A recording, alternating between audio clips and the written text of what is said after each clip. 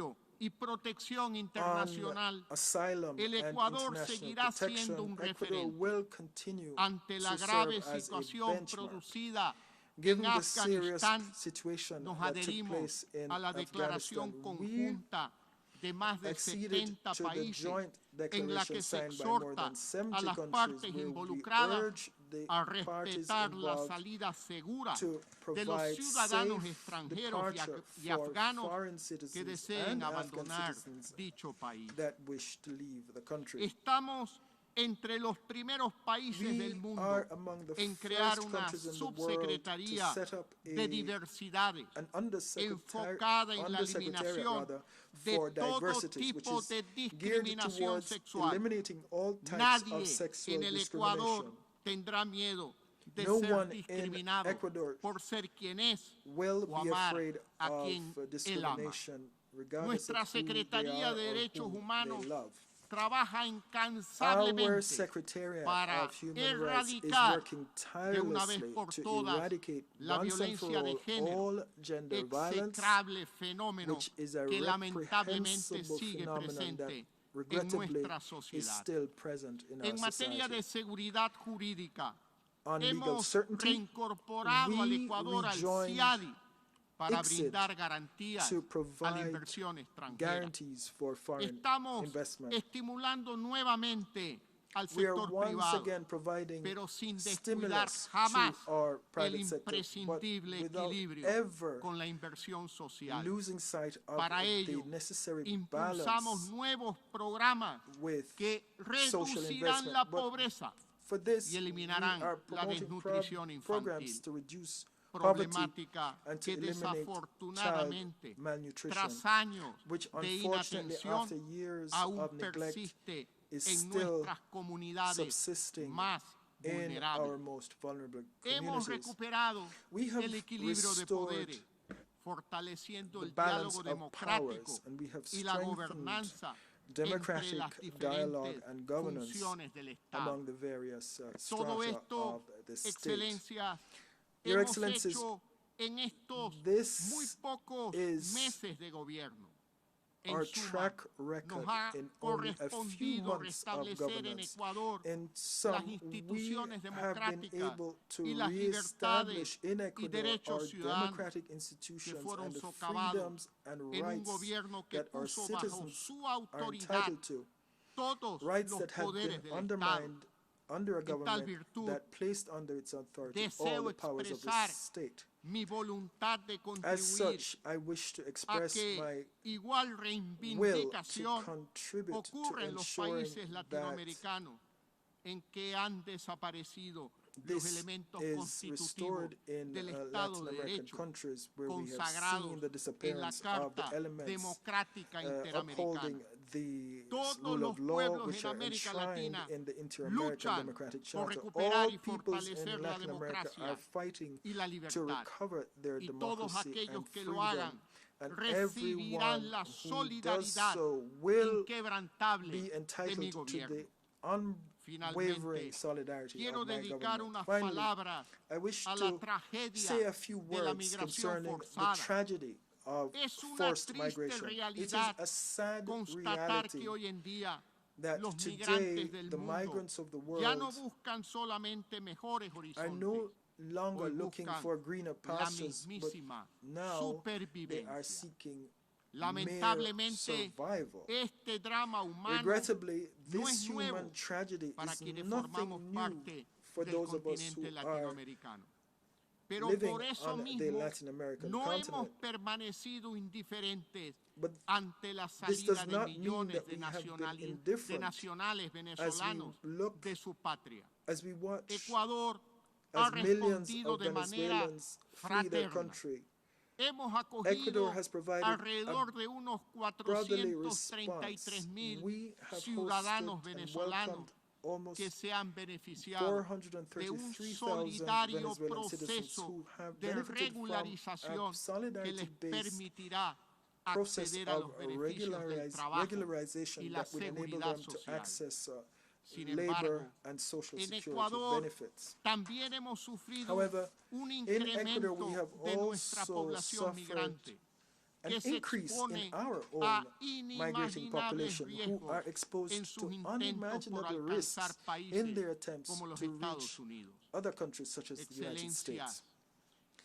Your Excellencies, it is precisely for this reason that I am so passionately committed to trade integration as a driver for opportunity creation. Migration is a clear signal that the citizens of the world want more integration, not less.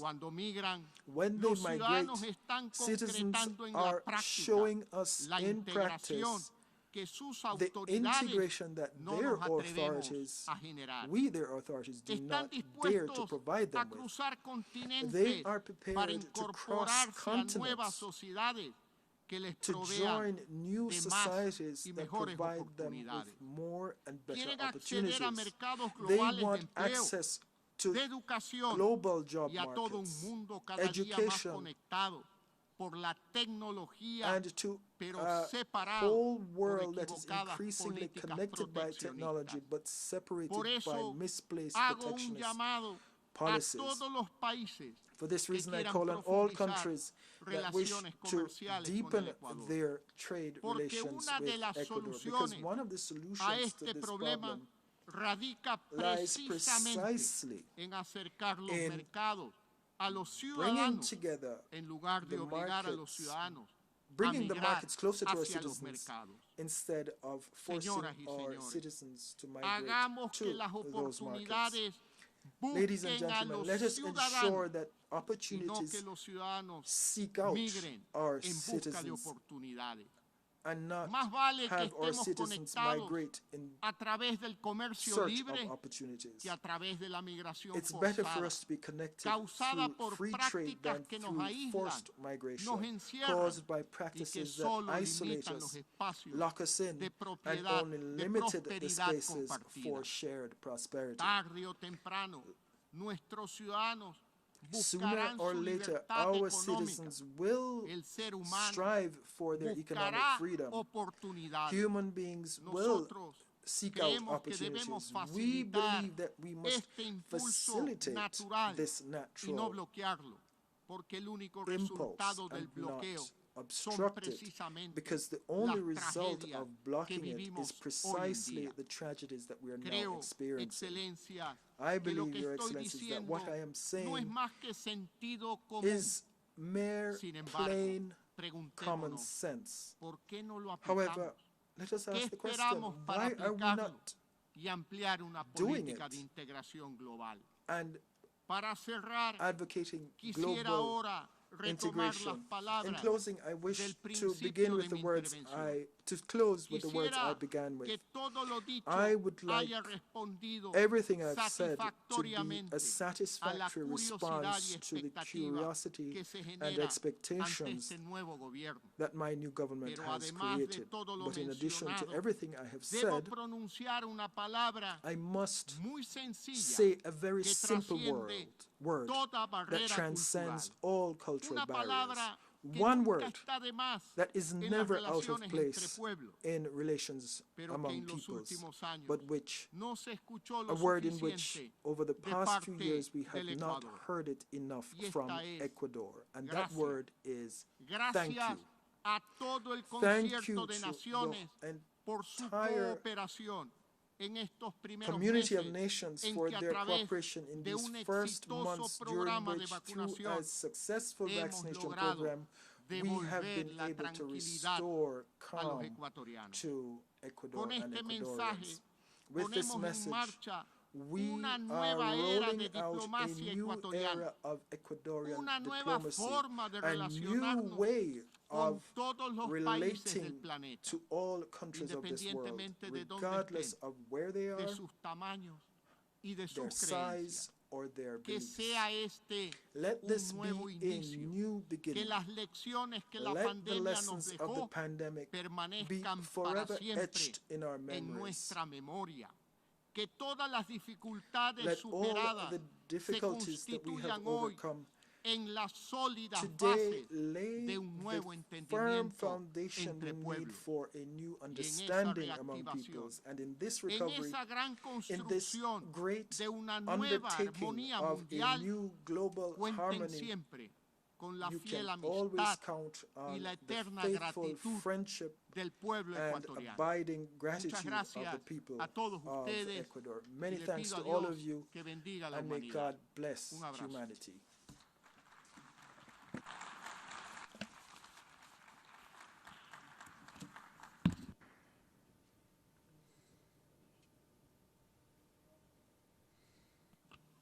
Au nom de l'Assemblée générale, On behalf of the General Assembly, je tiens à remercier le président de I'd la like to République de thank l'Équateur the President de of the Republic l'allocution of qu'il vient Ecuador de for prononcer. the statement that he's Je just prie le made, protocole de and bien I would vouloir accompagner son ask the Excellence. protocol to escort His Excellency.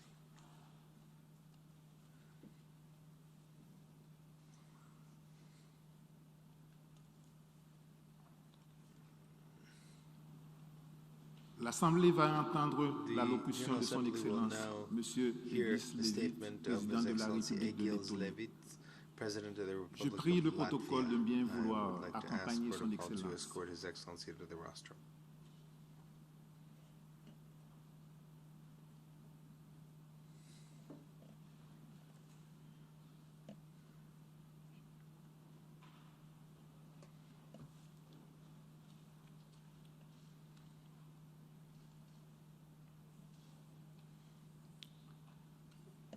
Au nom de l'Assemblée On générale, behalf of the General Assembly, j'ai l'honneur de souhaiter la I have the bienvenue honor of à welcoming l'Organisation des Nations Unies, to à the son United Nations His Excellence, Excellency, Monsieur Egils Levit, Mr. Egils président de la République Levits, de Lettonie. President of the Republic of Et je Latvia. l'invite à prendre la I parole invite devant you to l'Assemblée. take the floor and address the Assembly. President, Excellencies, ladies and gentlemen, let me begin by congratulating you, Minister of Foreign Affairs of the Maldives, Mr. Abdullah Shahid, on taking up the honorable position of the President of the 76th session of the UN General Assembly. I can assure that Latvia will fully cooperate with you. I also warmly welcome the appointment of Antonio Guterres as the UN Secretary General for another term. The Secretary General has made considerable efforts to strengthen the effectiveness of the UN system. The new report by the Secretary General, namely Our Common Agenda, provides us with a vision and choices for the future. The COVID-19 pandemic has not yet been overcome. The current global challenge is to achieve the widest possible vaccination as soon as possible. Latvia provides support to increase the availability of vaccines worldwide. Latvia has sent vaccines to its closest neighbors, as well as friends in Africa and Asia, and we plan to continue to share vaccines, including through the COVAX mechanism. The crisis has highlighted the need to continuously strengthen the resilience of countries and societies. COVID-19 highlighted the vulnerability of our societies to all kinds of disinformation. Latvia's response to disinformation is based on strengthening public resilience. By raising awareness of disinformation, strengthening independent and pluralistic media, the involvement of social society, and teaching media literacy. Combating such disinformation that creates serious harm to society while protecting and strengthening freedom of expression and data privacy in the digital world is an extremely complex challenge. The lines between freedom of speech, accountability, and censorship are thin and fragile. The freedom of expression as a universal human right can be limited only in extreme cases. Such limitations should not be managed by the global internet platforms. Instead, in democratic societies, this function should be exercised only by democratically mandated institutions. At the global level, combating disinformation effectively requires even closer understanding and cooperation in international organizations. Latvia was one of the initiators of the UN General Assembly resolution on the promotion of media and information literacy at the global level, which was adopted last year. We will continue to provide support to partners with our expertise in combating disinformation. Efforts at the UN level need to be strengthened. Latvia was one of the first countries in the world to develop several digital solutions important for a sustainable response to the pandemic. Due to the fact that almost every corner of Latvia has access to high-speed internet, many people have used the solutions during the pandemic to change their habits and shape their daily lives. They contribute, inter alia, to the convergence of quality of life and income levels between urban and rural areas. In many cases, digital solutions have reduced the need to commute, which helps to limit emissions. At the same time, we must bear in mind that digital transformation and artificial intelligence poses new risks. Also, security threats to cyberspace are increasing. Therefore, in parallel with technological developments, we must work actively to define new legal principles.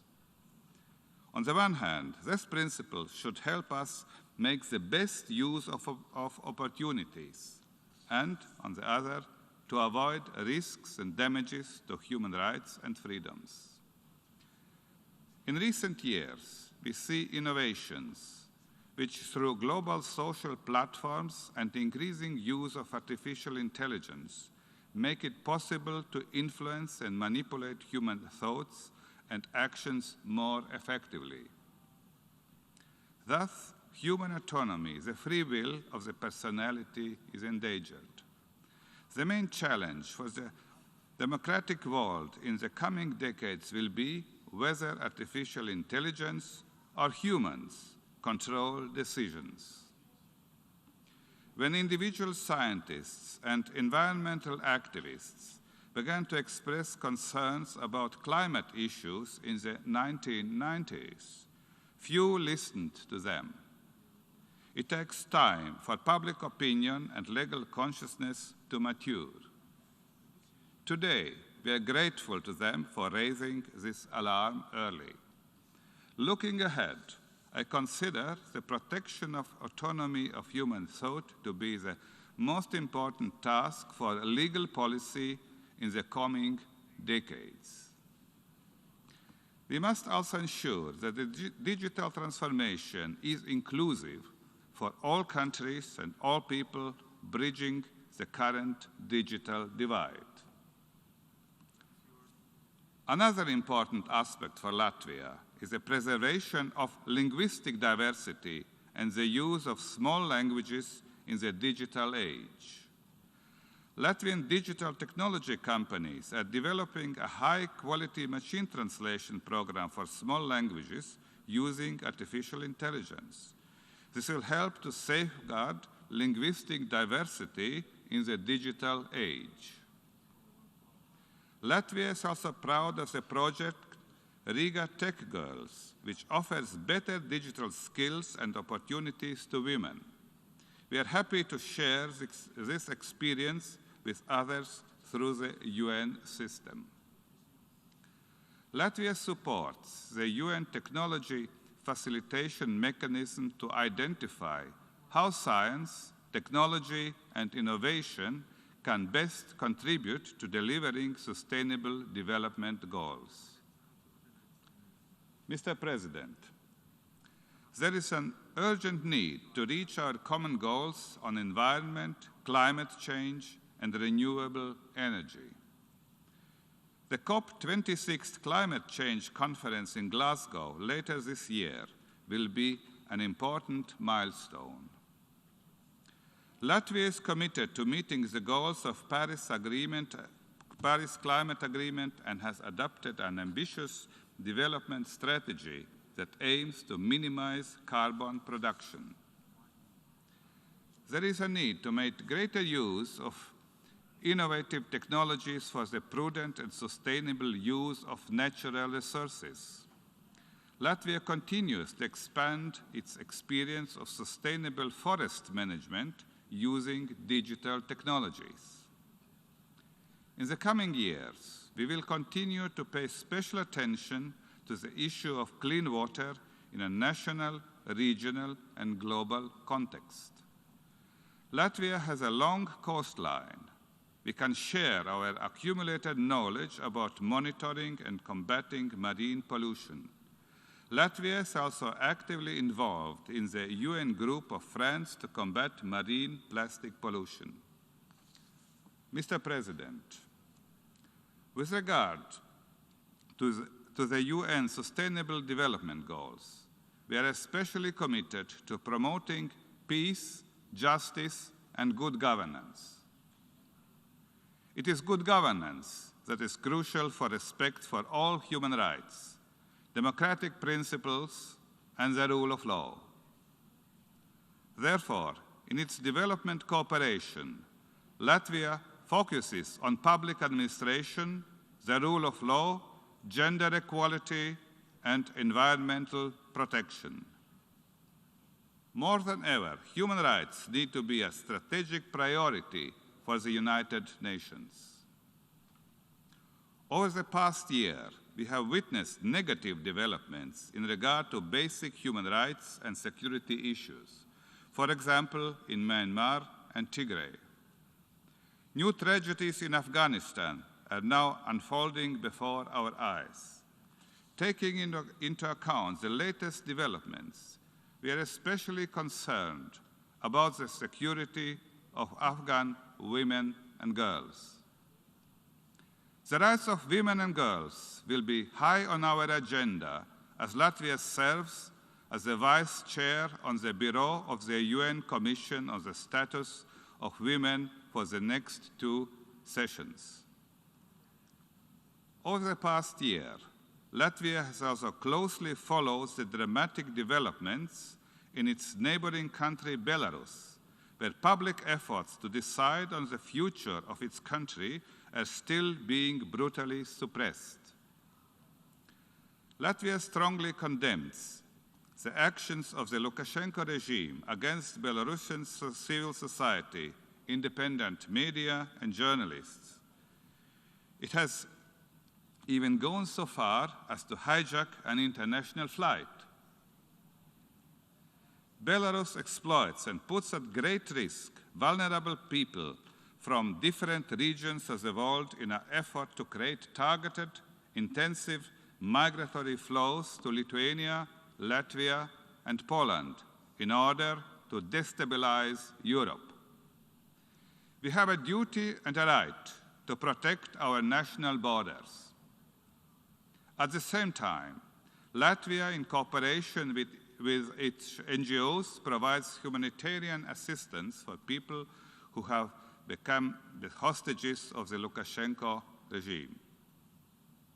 The crisis in Belarus can only be resolved by new, free, and fair presidential elections in the presence of international observers. Meanwhile, Russia's military intimidation campaign against Ukraine continues. This confirms the need for the international community to support Ukraine's independence, sovereignty, and territorial integrity. Latvia sees the newly established International Crimean Platform as a valuable format for keeping the issue of Crimean deoccupation on the international agenda. We call for the widest possible engagement of the international community in the Crimean Platform. Furthermore, the frozen conflicts in the Moldovan territory of Transnistria and the Georgian territories of Abkhazia and South Ossetia should be solved in accordance with international law with full respect of the territorial integrity of Moldova and Georgia. Mr. President, a few days ago, on 17 September, we marked 30 years since Latvia, together with Lithuania and Estonia, returned as full members of the international community and joined the United Nations. For 30 years, Latvia has clearly demonstrated its commitment to democratic values and respect for international law. Our experience in strengthening statehood, rule of law, and good governance lets us better understand similar efforts elsewhere. Latvia has also made a practical contribution to global peace by sending 158 experts to participate in 8 international missions and operations around the world. We are determined to continue to contribute to peace-building processes by actively participating in the UN Peacebuilding Commission in 2022. Latvia has shown that it can effectively contribute to solving global security challenges. Therefore, Latvia aims to become a non-permanent member of the United Nations Security Council in the term 2026-2027. A new generation has grown up in the last 30 years. In Latvia, like elsewhere, youth are deeply concerned about the climate crisis and about disinformation. They want to build inclusive societies where people of all generations, backgrounds, and communities can feel included not only formally, but also in practice. In order to meet the challenges of the modern age, the United Nations and its Security Council must show willingness to change and implement long overdue reforms. As a member of the Accountability, Cohesion and Transparency Group, Latvia advocates for greater openness of the United Nations Security Council. Latvia should strongly support the beginning of the text-based negotiations on Security Council reform. The reform should ensure more equitable representation from African, Latin American, and Eastern European countries. Mr. President, it is in the interests of every state to defend an international system based on rules and rights in order to maintain global security and sustainable growth. The UN is at the heart of multilateralism and the rules-based international order. No state is big enough to resolve alone the complex challenges we face today. The need for an effective United Nations is now greater than ever. Thank you for your attention.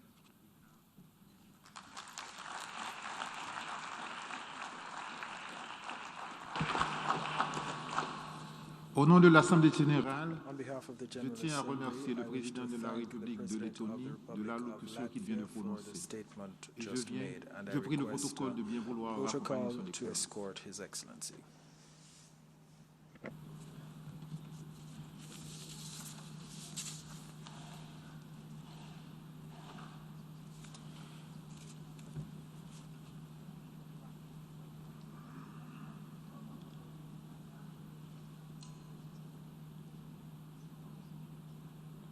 Je donne maintenant la parole à la représentante de Bulgarie to introduce the address by the head of state. Mr. President, I have the honor to introduce His Excellency Mr. Rumen Radev, President of the Republic of Bulgaria, who will deliver a pre-recorded statement in the general debate at the 76th session of the General Assembly. Mr. President of the General Assembly, Mr. Secretary General of the United Nations, Excellencies, allow me to start by expressing my gratitude to His Excellency, Ambassador Volkan Bozkır, the President of the United Nations General Assembly during its 75th session, and my high appreciation for the way he conducted the work of the Assembly under the unprecedented conditions imposed by the COVID-19 pandemic. I would also like to congratulate the President of the General Assembly for the current 76th session, His Excellency Abdullah Shahid, Minister of the Foreign Affairs of the Maldives, who visited my country recently, and wish him every success in his future endeavor, still challenged by the coronavirus. I would like to begin by quoting the late former UN Secretary General Kofi Annan. More than ever before in human history, we share a common destiny. We can master it only if we face it together. And that, my friends, is why we have the United Nations. The raging COVID-19 pandemic in many parts of the world and several mostly unprecedented global challenges we are facing at the very same time raise the need for all countries to support a more effective and coherent rules-based multilateral approach with the United Nations system at its core.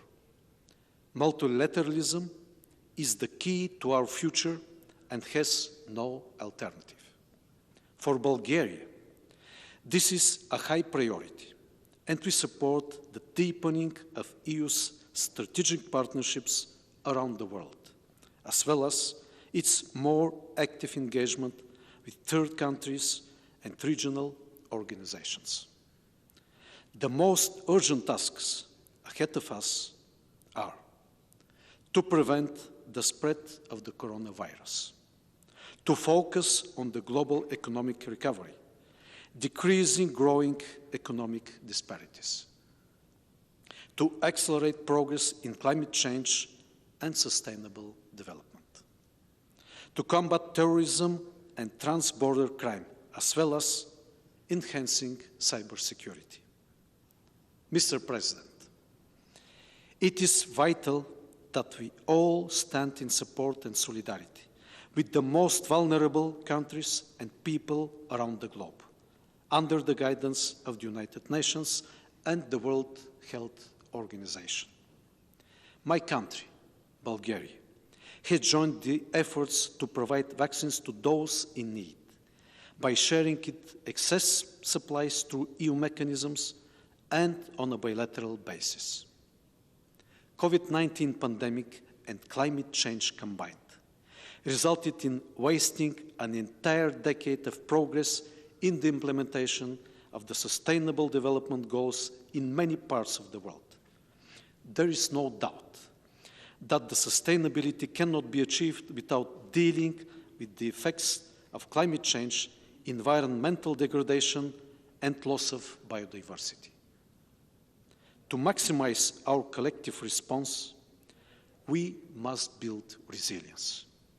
We have to enhance the security of our supply chains, the critical infrastructure, the energy networks, as well as our preparedness for pandemics and natural disasters. Our efforts must be directed against the increasingly frequent and severe malicious cyber attacks exploiting vulnerabilities of our democratic societies. Mr. President, Bulgaria is deeply concerned by the persisting threats to security and stability in numerous parts of the world. The situation in Afghanistan, the Middle East, the continuing crisis in Ukraine are only some of them.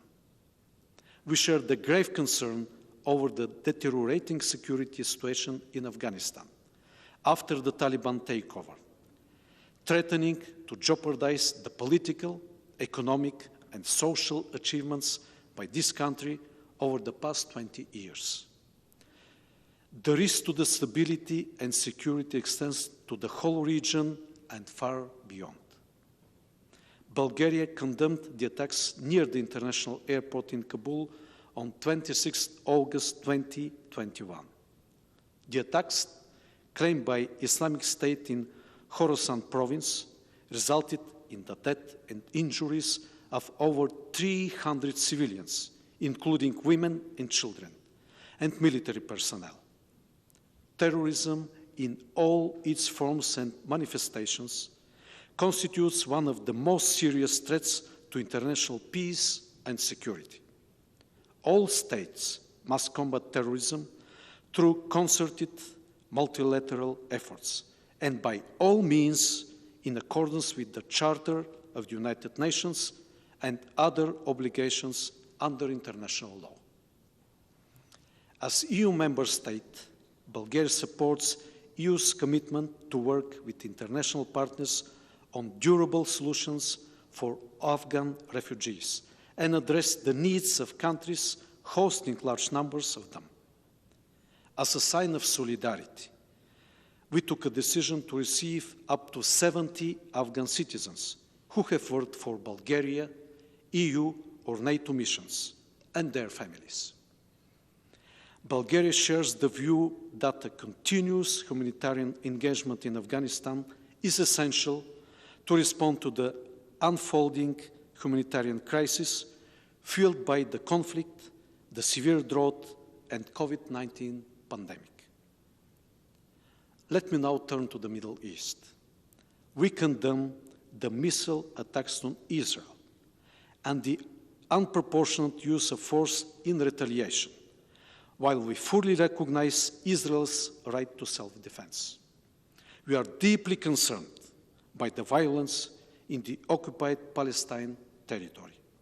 Since the deadly escalation between Israel and the militant in Gaza earlier this year, and the continued loss of life and serious injuries as reported to the Security Council by the UN Special Coordinator on Middle East peace process.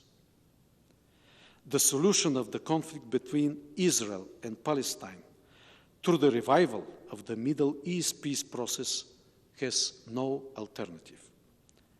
We call on both sides to use maximum restraint, refrain from unilateral acts and provocations, and give a chance to negotiations and a dialogue, as well as to confidence-building measures. Bulgaria has high appreciation for the work of the United Nations Agency on Palestine Refugees on the ground, and will continue to support it both politically and financially. In accordance with the fundamental principles of international law, Bulgaria continues to call for resolving the crisis in Ukraine on the basis of full and comprehensive implementation of the Minsk agreements. In the context of the ongoing pandemic, we need to ensure the respect of human rights, since they are of utmost importance for achieving security, prosperity, and peace.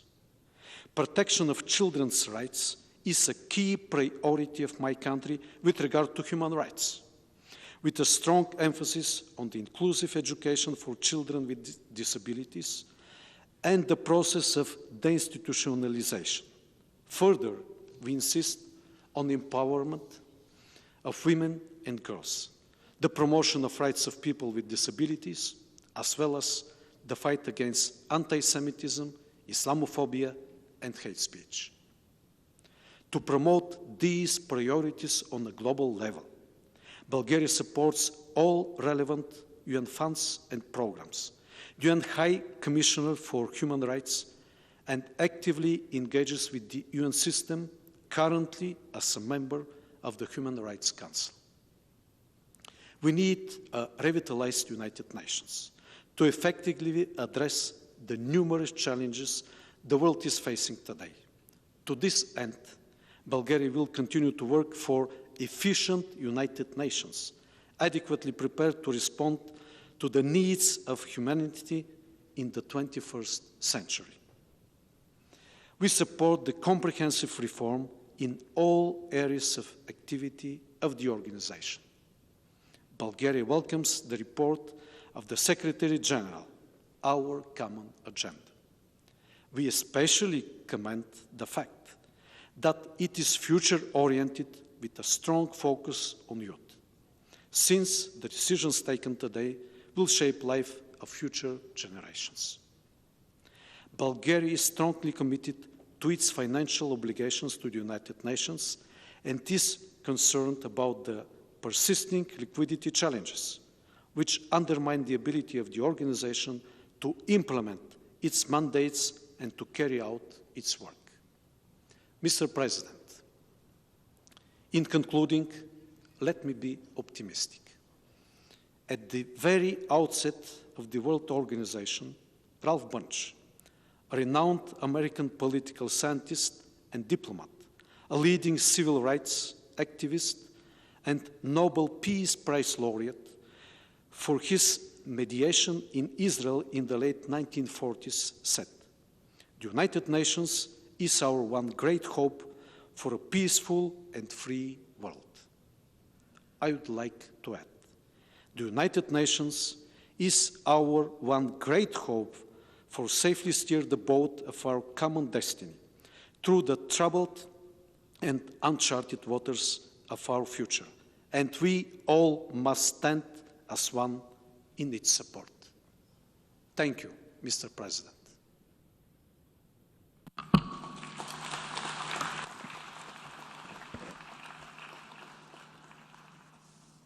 On behalf of the General Assembly, I wish to thank the President of the Republic of Bulgaria for the statement just made.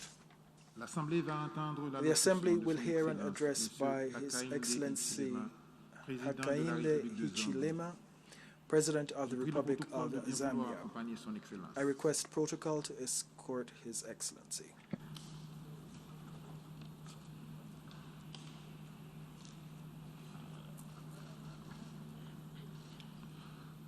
On behalf of the General Assembly, I have the honor to welcome to the United Nations His Excellency Mr. Hakainde Hichilema, President of the Republic of Zambia, and to invite him to address the Assembly. Your Excellency, Mr. Abdullah Shahid, President of the 76th session of the United Nations General Assembly. Your Excellency, Mr. Antonio Guterres, Secretary General of the United Nations. Your Excellencies, Heads of State and Government, distinguished ladies and gentlemen, I wish to begin by congratulating Your Excellency, Mr. Abdullah Shahid, on your election as President of the 76th session of the United Nations General Assembly.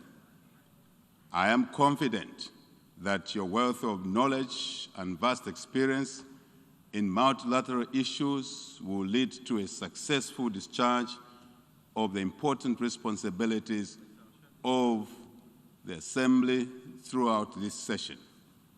Zambia stands to work with you as you execute your mandate in presiding over the matters of this session. To the outgoing President, His Excellency Mr. Volkan Bozkır, I wish to convey Zambia's appreciation for your commendable service to the United Nations family during the 75th session. Mr. President, I have the distinct honor to deliver my maiden speech as the 7th President of the Republic of Zambia, following the electoral victory of our United Party for National Development, UPND, in the presidential and general elections that were held on the 12th of August 2021. I am pleased to inform this august House that the people of Zambia, the Republic of the People of Zambia, once again rose to the occasion to usher in a new government through a peaceful election. This has enabled Zambia to further consolidate our democratic credentials, which serves as an inspiration to the African continent, where the outcome of our election was determined by those who vote and not those who count votes. Very important. We are therefore proud to provide leadership in our country where people aspire for a free and just society and where they aspire for their voices to be heard. Mr. President, we were able to achieve this political transformation even at a time when Zambia was grappling with the COVID-19 pandemic and in the midst of deep sorrow following the passing on of our founding father and first Republican president, Dr. Kenneth David Kaunda. I therefore wish to take this opportunity on behalf of the people of Zambia to pay tribute to this icon leader who was fondly known in our country and elsewhere as KK. It is without doubt that the last remaining stalwart of liberation struggles has left an indelible mark on humanity. Dr. Kaunda's principles, values, contributions towards the ideals of emancipation and independence did not only spread across the African continent, but across the entire globe. His untold devotion to peace and unity laid the very foundation for Zambia's stature as a beacon of peace, not only in Southern Africa, but on the African continent as a whole. The Zambian government will therefore build upon KK's profound legacy to live in peace and harmony with one another. As we work towards this year's theme, let us remember the important lessons that Dr. Kaunda taught us, especially as we work towards revitalizing the UN system. Mr. President, the COVID-19 pandemic has had a far-reaching social-economic impact globally, including disturbing trade flows, supply chains, and various economic activities on our continent in the world. In addition to loss of lives, the pandemic increased poverty levels through job losses, stressed healthcare systems, and worse still, the delivery of education to learners. Disruption to the education systems, particularly in developing countries, was in part due to inadequate information, communication, and technology, ICT facilities within our countries. In response to the pandemic, Zambia has developed a national preparedness and response plan for COVID-19, which has been used to guide the implementation of mitigation measures for the pandemic. The vaccine program forms an integral part of the response plan in our country. Despite our placing the vaccine program high on the list of mitigation measures, Zambia has only managed to vaccinate a mere 3% of its population.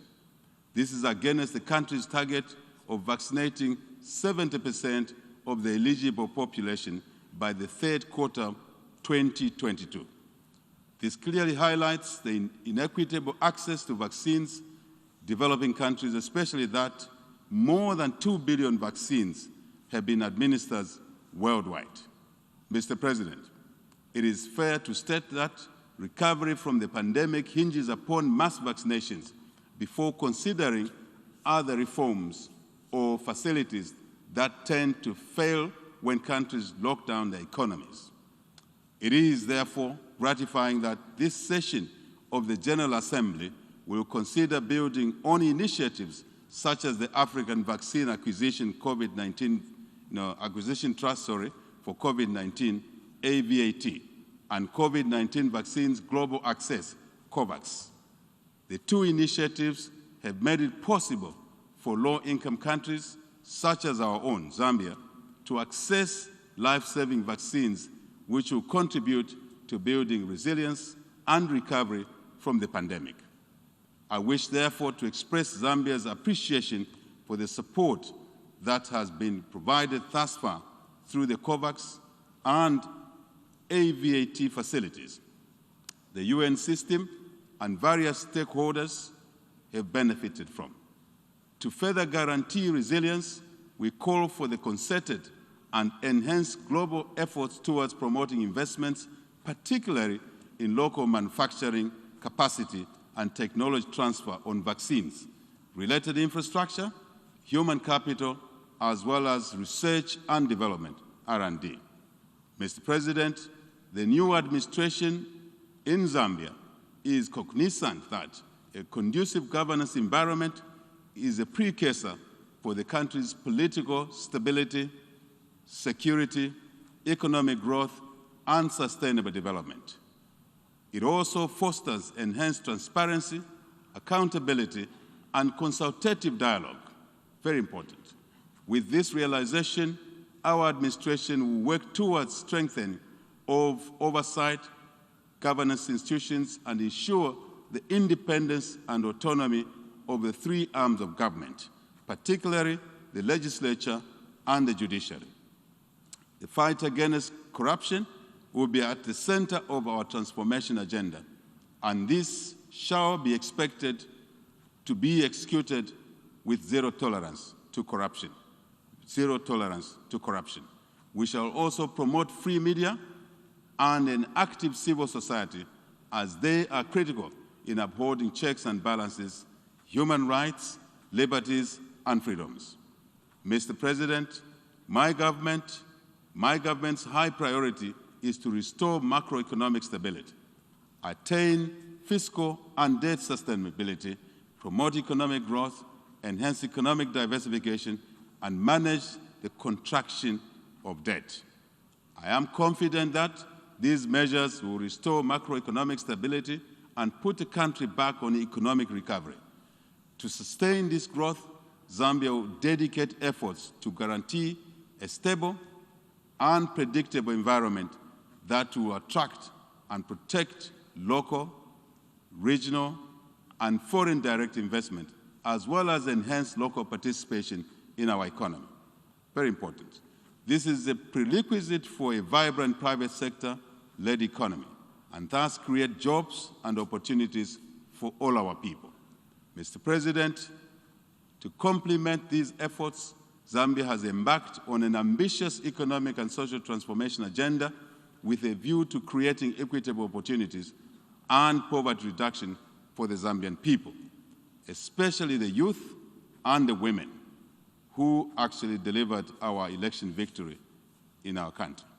In order to achieve this goal, our administration shall design and implement interventions aimed at inducing enhanced productivity in agriculture, mining, energy, financial services, tourism, technology, health, and education, as well as support the growth of micro, small, and medium enterprises. Despite these well-thought-out interventions, today's world economy is more complex than ever before. Given the numerous global concerns, including pandemics, climate change, and indeed illegal human migration, it is imperative that we adapt to these effects of globalization by fostering key partnerships and deepening integration at all levels, so to say. This is critical to ensure that we realize our aspirations of restoring Zambia on a path to sustainable economic growth and development. Mr. President, Zambia is aware of the critical role of the United Nations in guiding the world to focus on the Sustainable Development Agenda. In particular, the 2030 Agenda for Sustainable Development has set the tone and benchmarks for countries to incorporate sustainability in their development policies. Our New Dawn government in Zambia is committed to realizing tangible growth and sustainable development while paying particular attention so that this is not achieved at the expense of future generations. Like many other developing countries, Zambia calls for closer cooperation and support for capacity to adopt better, safer, climate change sensitive, and modern methods of increased production and productivity. Our administration has established a ministry that is the first of its kind in Zambia, the Ministry of Green Economy and the environment. To address this, among other important issues concerning environmental sustainability, it became important for us to establish this new ministry. This will be crucial to build the ability for implementing climate-positive actions in our country. Mr. President, I'm drawn to the prophetic inscription on the wall of the United Nations Plaza, and I quote, "They shall beat their swords to plowshares, and their spears into pruning hooks. Nation shall not lift up a sword against nation, neither shall they learn war anymore." Isaiah 2, verses 4 to 5, end of quote. These words, Mr. President, serve as a reminder to the United Nations to work towards global peace and international cooperation. Though we have made leaps and bounds in the area of peace, security, and stability, there remains pockets of conflict in many regions of the world where guns have not been silenced up to now. The silencing of guns, therefore, goes beyond addressing conventional warfare, but also in addressing new emerging threats of our century, which include challenges of extremism and international terrorism, cybercrime, asymmetric warfare, proliferation of non-conventional weapons, and organized crime. As an international community, we need to continue to work together to address the root cause of these global threats through various national, regional, and global mechanisms. Mr. President, the former Secretary General of the United Nations, the late Dr. Kofi Annan, laid out an ambitious agenda before the 60th General Assembly, which is still prominent or pertinent today. In his report, In Larger Freedom Towards Development, Security, and Human Rights for All, he made the case that development, security, and respect for human rights cannot be enjoyed in the absence of the other. These are indispensable realities of a well-functioning nation and international system. I, however, wish to go a step further, Mr. President, in asserting that the foundation to sustainable economic growth and development is peace and stability. Without peace and harmony, development cannot be attained. Zambia will therefore continue to support national, regional, and international initiatives aimed at promoting security, peace, and stability. In this vein, Zambia reaffirms its commitment to play an active role in the SADC mission in Mozambique aimed at restoring peace to the Cabo Delgado province of our country, In addition, Zambia remains committed to the cause of the Lusaka Master Roadmap to silence guns in Africa, an initiative being implemented by all African Union, AU member states to promote peace and security, which has since been endorsed for extension for a further 10-year period from 2021 to 2030. We therefore wish to call for continued support of the United Nations in silencing guns in Africa and other continental initiatives. Mr. President, in the quest for promoting global peace and stability, security, Zambia notes with satisfaction the entry into force of the Treaty on Prohibition of Nuclear Weapons, TPNW, which became operative on the 22nd January 2021. The entry into force of the TPNW is a tangible feat towards advancing the cause of nuclear disarmament on the international stage. Zambia encourages other states that are yet to ratify the TPNW to come on board so that we can continue making advances towards achieving our aspirations of eradicating nuclear weapons on our continent. On the United Nations Security Council, UNSC reform, Zambia is still concerned with the slow pace of negotiations which have continued without making much progress. Zambia, in this regard, wishes to reiterate the African Common Position, the Ezulwini Consensus, that calls for a more representative and democratic United Nations Security Council, in which Africa, like all other world regions, will be fairly represented on this body.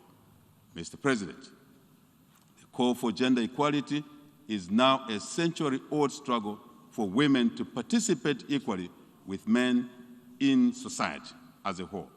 Despite realization that women's full and effective participation in all areas of life results in prosperity, women are still, however, involved less in public life and decision-making. It is important that we continue to demand for the promotion of gender equality while paying particular attention to the rights of women, children, girls included in there, and the rights of people living with disabilities. For us in Zambia, we will remain committed to the advancement and promotion of women's rights, and for the first time, Mr. President, in the history of our country, our new parliament has elected the first female Speaker of the National Assembly to preside over Zambia's supreme law-making organ of our government. I further wish to state, and I think this is important, with pride, that Zambia's Vice President, Republican Vice President, as well as the Deputy Speaker of the National Assembly are both women in our country. We're very proud of that. Consistent with our commitment, Zambia is implementing various initiatives designed to harmonize the development, programming, and indeed implementation of economic empowerment efforts targeting women and the youth across the country. In doing all of this, our aim is to eliminate hunger and rural poverty. As we know, these vices are said to have the face of women and children.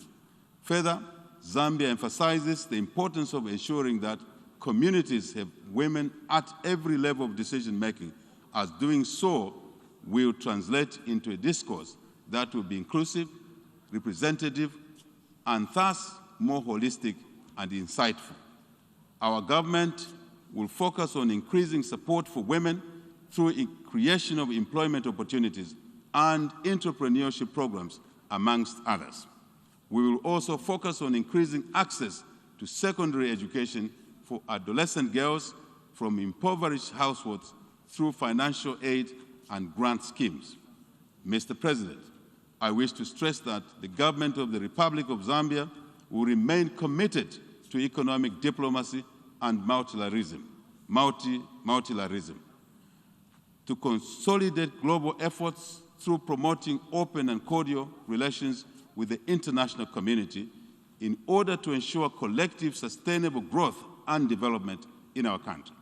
Mr. President, as I conclude, I wish to emphasize that it is the duty and indeed responsibility of all of us in the global democratic community to make democracy work for all our people. We can't do this by delivering democracy dividends through accelerating economic development, balanced distribution of resources and among our people, and our people accessing opportunities for a better life. This is what will make democracy attractive to our people in our individual countries. This is what will make democracy sustainable and keep away autocratic and heavy-handed alternatives from leadership in our countries. It's very important. This is what will foster a peaceful, prosperous, and more united world. Mr. President, heads of government, state, I thank you for your attention.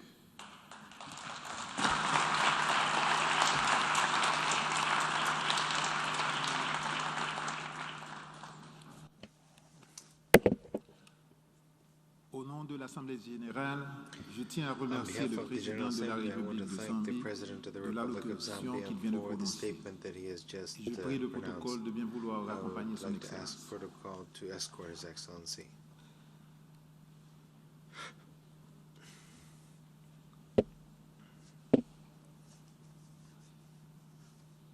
L'Assemblée va entendre l'allocution de son Excellence M. Faustin hear the statement by His Excellency Faustin chef de l'État de la République head of state centrafricaine. of the Central African Je prie Republic. le protocole de bien vouloir I would like to accompagner ask son protocol Excellence. to escort His Excellency to the rostrum.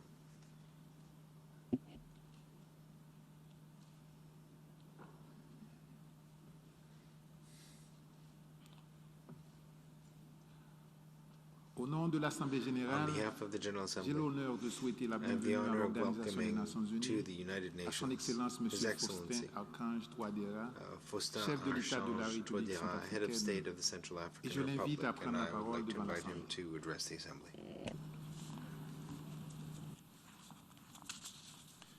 Monsieur le Président de l'Assemblée Mr. générale, President of the General Excellences, Assembly, Mesdames et Your Messieurs les Excellencies, chefs d'État et heads de of gouvernement, state and Monsieur le government, Secrétaire général Mr. de Secretary l'Organisation des General Nations of the United Unies, Nations distingués Organization, délégués, Mesdames et Messieurs, distinguished delegates, ladies and en gentlemen. prenant la parole à cette As I tribune take the floor de la 76e session ordinaire before this, de the l'Assemblée générale des Nations 76th Unies, regular session au of the nom de United la Nations République General centrafricaine, Assembly, on behalf of the je Central voudrais African Republic, féliciter I would like to chaleureusement warmly Son Excellence congratulate His Abdullah Excellency Shahid pour sa Abdullah brillante Shahid élection à la on présidence his de cette brilliant éminente election assemblée to this eminent, et to the lui presidency souhaiter of this eminent mes assembly, vœux de succès and wish him dans every l'exercice success de cette in noble the mission. discharge of this noble mission. Votre brillante élection à la présidence Your de cette brilliant session election to the est un presidency of hommage this session mérité à is a vos well-deserved qualités tribute et to un your honneur qualities exprimé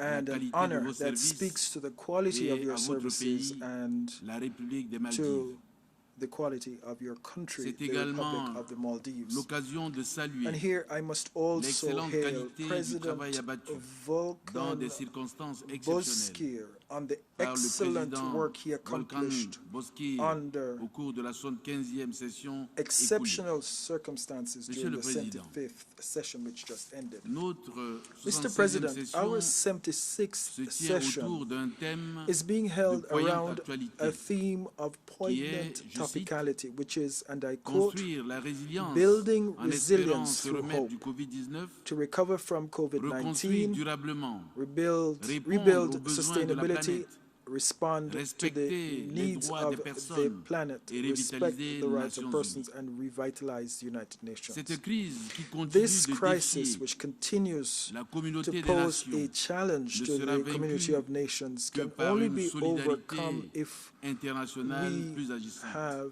a more tangible C'est le form lieu of pour moi de international m'incliner solidarity. And pieusement here I must devant la pay mémoire a des heartfelt victimes tribute directes to the memory et of the indirectes de cette direct pandémie. and indirect victims Avec of this détermination, pandemic.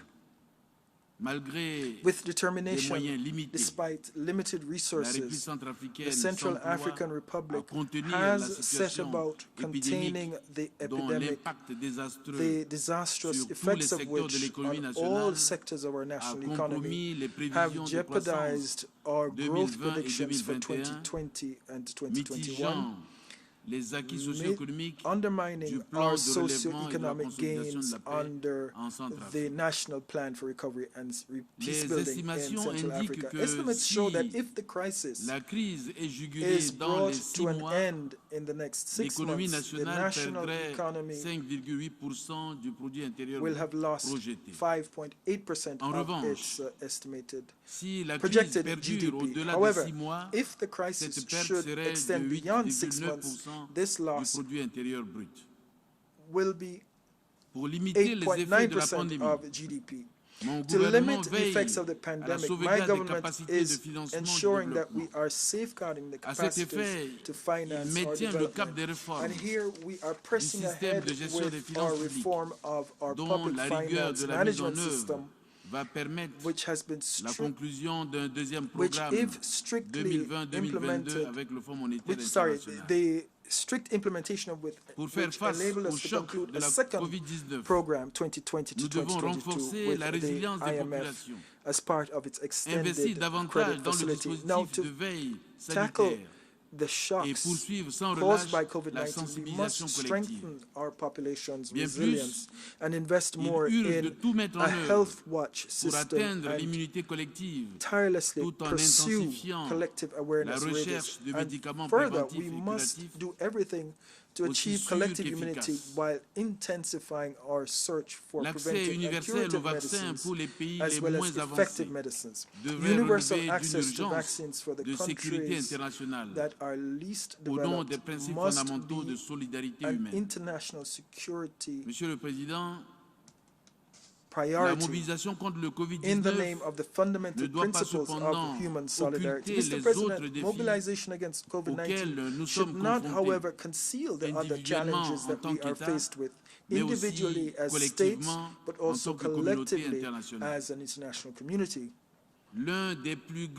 One of the biggest challenges facing us as we seek to meet the needs of the planet collectively and individually is the preservation of our environment, which is threatened by various types of harmful emissions and climatic and atmospheric pollutants.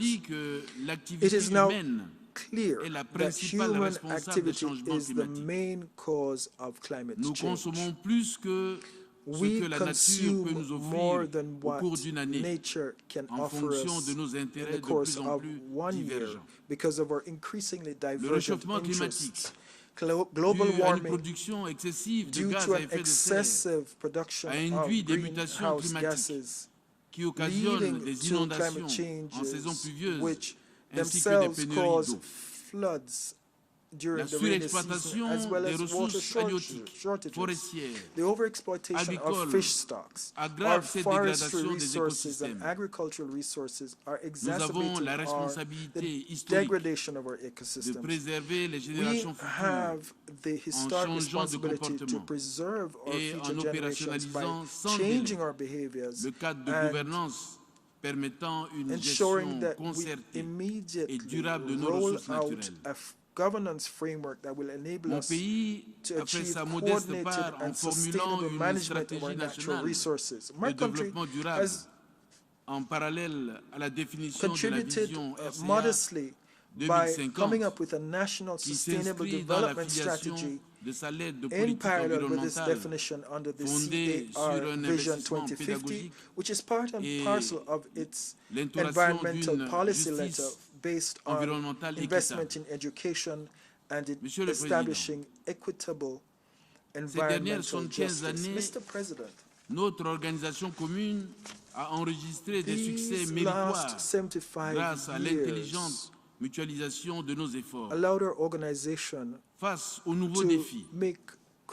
Des réformes profondes de nos organes sont indispensables pour que l'Organisation des Nations Unies sweeping reforms le cadre par of excellence our du multilatéralisme. organs are essential for the United Nations to remain the forum par excellence for multilateralism. And to attain these reforms, we must continue de priver le continent africain. One major step remains that of redressing the historic inequality which has deprived and continues to deprive the African continent of a permanent seat on the Security Council. It is here and nowhere else that the solutions that preserve peace and international security must blossom in the respect for the values, principles, and commitments enshrined in our charter. This charter, whose soul is the respect for human rights and which resonates strongly with my country, is enshrined in the preamble of our Constitution under the principle known as Zo Kwe Zo, which in our Sango language is an affirmation of the sacred nature of human beings. Our determined action to fight impunity is demonstrated by our accession to international mechanisms to protect human dignity.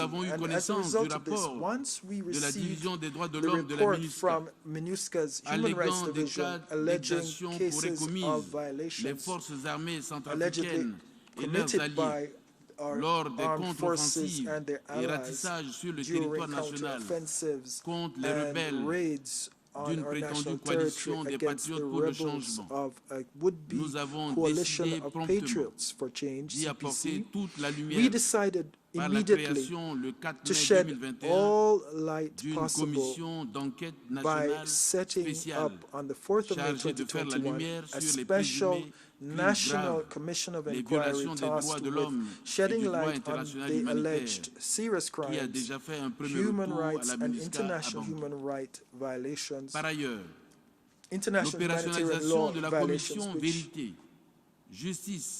have been set out in our initial feedback submitted to MINUSCA. Furthermore, operationalization of the Truth, Justice, Reparation and Reconciliation Commission is a major contribution to the success of the peace process, national reconciliation, and is complementary to our efforts to tackle impunity. My government is committed to preserving constitutional order. Our commitment to democracy and building peace and stability, disarmament, demobilization and reintegration, reform under our security sector reform, and initiatives to enable the massive return of refugees and IDPs, acceleration of implementation of our post-conflict development plan, le respect scrupuleux des engagements contenus dans l'accord politique pour la paix et la réconciliation reste ma boussole.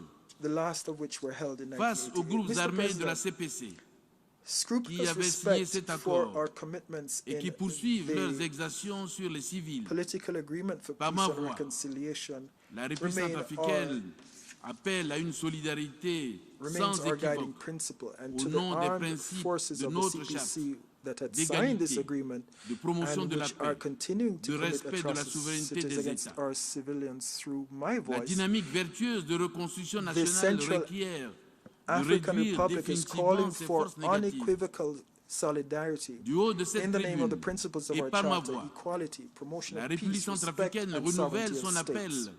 À la levée totale de l'embargo qui pèse injustement sur notre armée nationale, la privant de remplir sa mission régalienne de protection de la population civile The Central African Republic is renewing its call for the total lifting of the embargo, which is unjustly weighing on our national army, and preventing it from fulfilling its executive mission of protecting our civilian population, protecting our territory. My guiding principle remains bringing together my compatriots to prosper our Central Africa in a spirit of sharing and transcending all divides.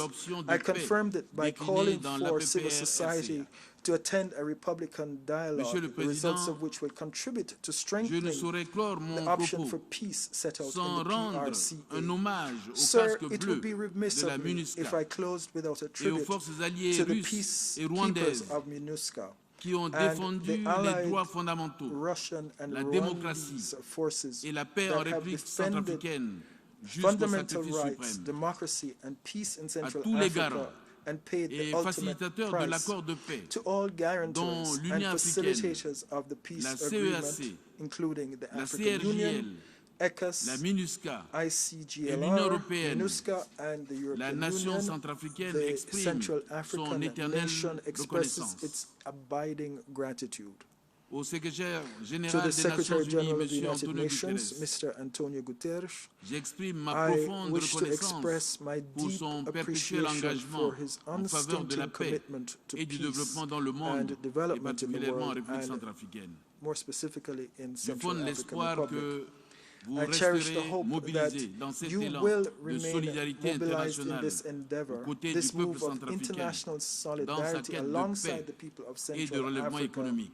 the Republic, Je souhaite in donc their quest for plein peace succès à nos travaux. and economic Vive la recovery. I wish coopération et you la every solidarité success internationale. in your Je work. vous remercie. Long live international cooperation and solidarity. Thank you. Au nom de l'Assemblée générale, je tiens à remercier le chef de l'État de la République centrafricaine de l'allocution qu'il vient de prononcer. Et je prie le protocole de bien vouloir accompagner son Excellence. And I request protocol to escort His Excellency.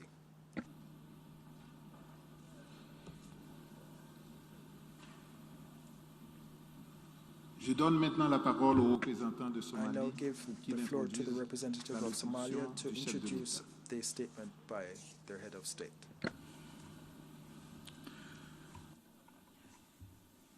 Your Excellency Abdullah Shahid, President of the General Assembly, Your Excellency Antonio Guterres, the Secretary General of the United Nations, Excellencies, Heads of States and Government, distinguished delegates, ladies and gentlemen, I take this opportunity to congratulate His Excellency Abdullah Shahid, Minister of Foreign Affairs, on his election for the 76th session of the United Nations General Assembly.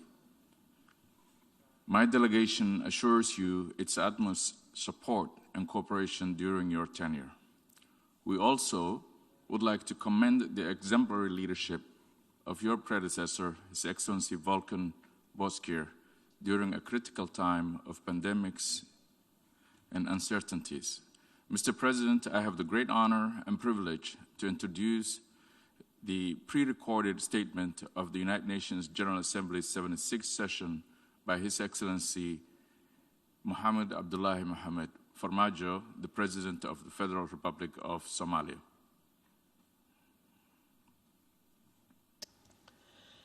Excellencies, ladies and gentlemen, the COVID-19 health pandemic has truly challenged the world in a way most never predicted.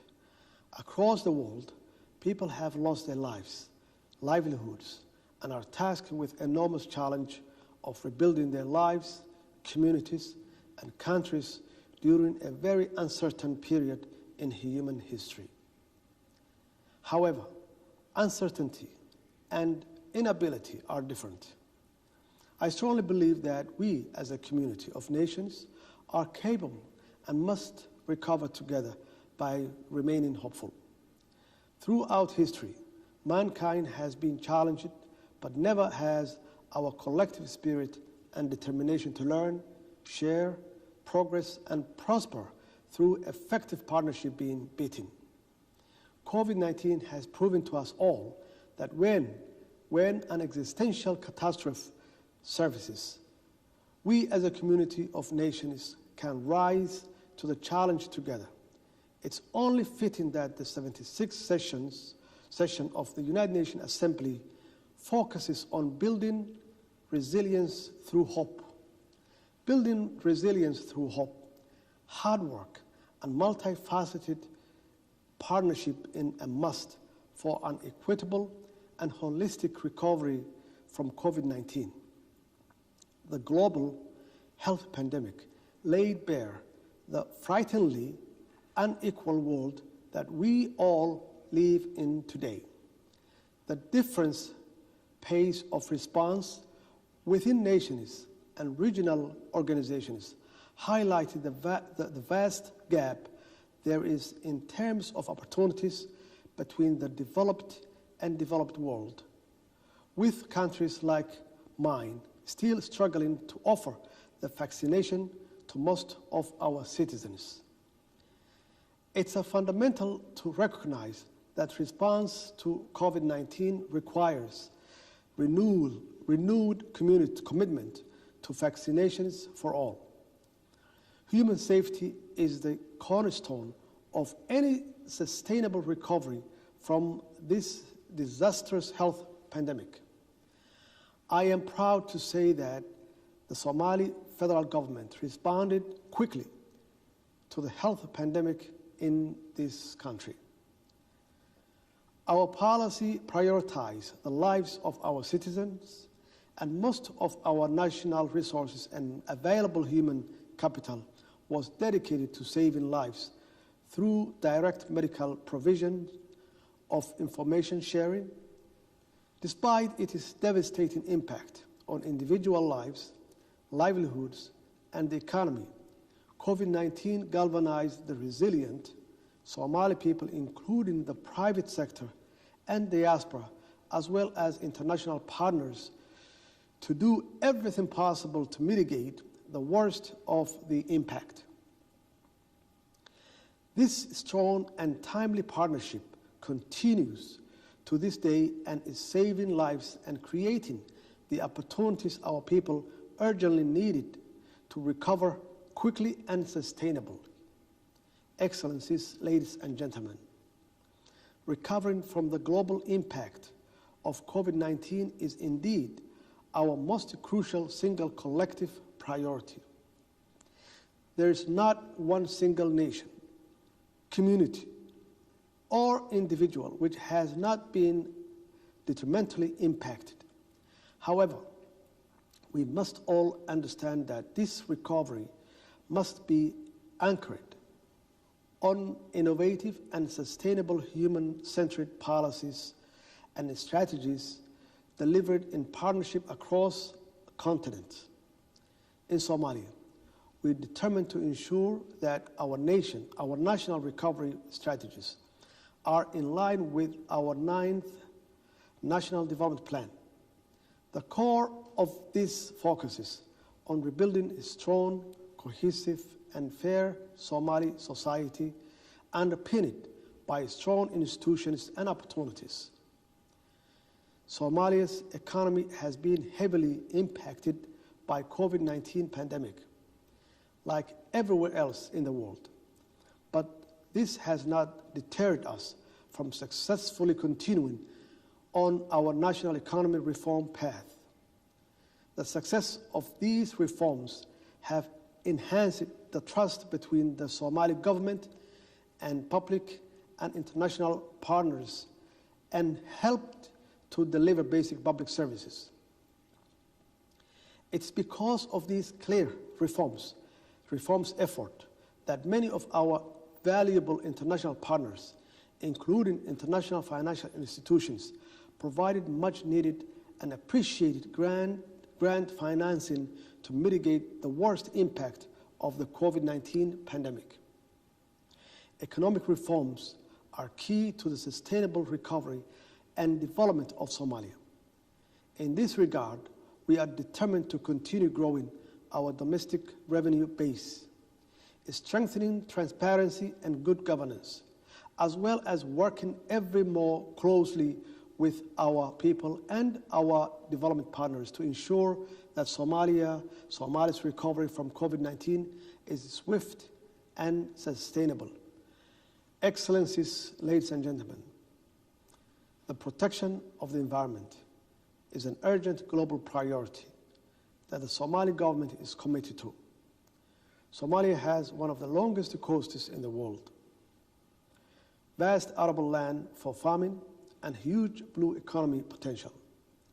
Indeed, Somalia's many natural resources are the jewels in the present and future crown of the country. And only through the protection of our environment can the resilient Somali people truly benefit from them. However, Somalia directly experiences the painful result of global warming. Somalia has been cyclically challenged with recurring drought and, in the same year, floods. This has been painful human and economic consequences, with many lives and livelihoods lost as a result. Somalia's environmental challenges have led to food insecurity, an increase in the number of internal displacement people living in many cities like Mogadishu, and the weakening of the traditional rural communal economic networks that have sustained and Somali people for centuries. A Somali proverb states that the city lives of the provision of the countrysides. But sadly, today, it appears the countryside has been displaced in the major cities. This is not sustainable and certainly not conducive for the long-term development the Somali government and people predicted going forward. Looking forward, it's the collective duty of all states, communities, and individuals to respond to the needs of the planet. We must all do our absolute best to cooperate, to protect the future of our planet and our source of lives, wealth, and well-being. Excellencies, ladies and gentlemen, in Somalia, we strongly believe in the enduring ability of the international multilateral system to deliver a better world for all. In today's interconnected, interdependent, and globalized world, cooperation, strategic collaboration, and good governance are a must. In this brave new world, it's almost impossible for any nation to strive for progress and prosperity alone. It is in this regard that all member states must work closely together to revitalize the United Nations so that it can effectively play its mandate role of connecting us all in navigating the serious global challenges that threaten our common development. The UN remains the foremost multilateral institution for the regular high-level dialogue and decisions that guide the world's collective response in today's most pressing challenges, including the attainment of Sustainable Development Goal. As a member state, Somalia is proud of its contribution to the United Nations and the strong partnership that exists between the UN agencies and our government in Somalia. The federal government of Somalia firmly believes that the UN can be revitalized through the reform of its own governance structure, which must reflect the changing world we live in today. The UN must also have greater impact on people's lives through a strategic focus on peace-building activities, which are in line with the Sustainable Development Goals. Furthermore, to revitalize the UN and the impact of its activities across the world, we must seek to strengthen public-private partnership to overcome the financing challenge the organization faces at this desperate time of global crisis and need, especially in the developed world. Excellencies, ladies and gentlemen, the Somali federal government is working tirelessly to achieve the UN Sustainable Development Goals with and for our people. We are doing this by successfully confronting international terrorism, investing in basic public services, tackling corruption, and promoting good governance and inclusive politics. We are currently finalizing the process of holding free, fair, and inclusive elections with the largest number of Somali electoral participants since the civil war in Somalia. The elections are centered on respecting the rights and the wishes of the Somali people, including the rights of women and the youth to represent themselves within a very political arena that governs them. In conclusion, it's important to reiterate the enormous impact COVID-19 has had on the world. We have all suffered, and many still are hurting from the personal and economic pains caused by health pandemic. Sadly, we also know that it's not yet over for many, especially the most vulnerable in the world, including many in Somalia. However, through an effective multifaceted partnership, social solidarity, strong institutions, and hard work, I strongly believe that we can recover from COVID-19 more sustainably.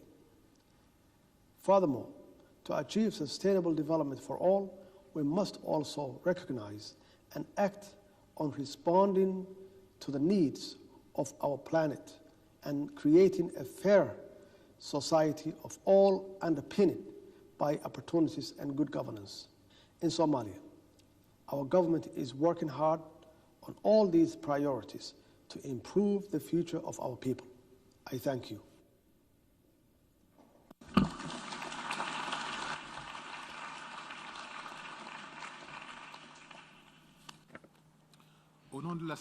On behalf of the General Assembly, I wish to thank the President of the Federal Republic of Somalia for the statement just made. We have heard the last speaker in the general debate for this meeting. We will continue the general debate tomorrow at 11 a.m. in this hall. Members are reminded that the opening plenary meeting of the high-level meeting to commemorate the 20th anniversary of the adoption of the Durban Declaration and Program of Action will be held tomorrow morning from 9 to 11 a.m. in this hall. The meeting is adjourned. Thank you. Thank you.